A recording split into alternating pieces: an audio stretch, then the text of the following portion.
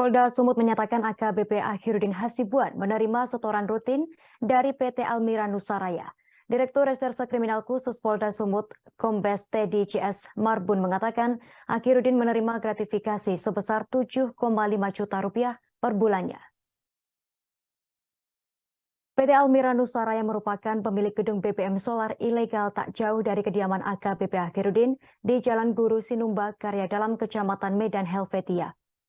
Dugaan penerimaan gratifikasi uang sebesar 7,5 juta dengan bervariasi tersebut akan di-cross-check pada yang memberi.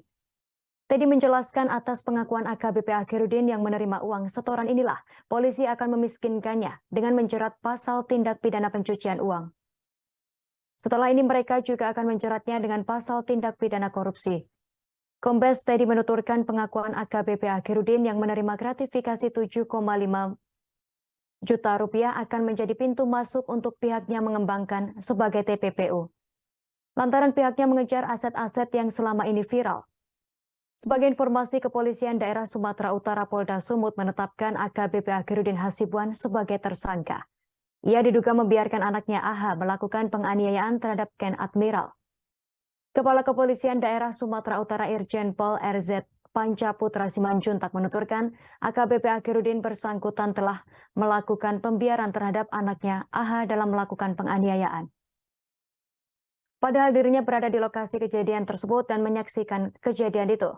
Dalam kasus tersebut, Kapolda menuturkan AKBP Akhiruddin dijerat pasal 304, pasal 55 atau 56 KUHP pidana. Polda Sumut juga memutuskan memecat AKBP Akhiruddin Hasibuan melalui mekanisme pemberhentian tidak dengan hormat. Hal tersebut dikarenakan terbukti melanggar kode etik Polri terkait perilaku yang membiarkan tersangka AH melakukan penganiayaan terhadap Ken Admiral. Berdasarkan pertimbangan tersebut, Kapolda mengatakan Propam Polda Sumut memutuskan perilaku AKBP Akhiruddin Hasibuan terjerat pasal yang dikenakan dan diterapkan pasal 5, 8, 12, dan 13 Perpol nomor 7 tahun 2022. Sanksi tersebut melanggar etika kepribadian, etika kelembagaan, dan kemasyarakatan.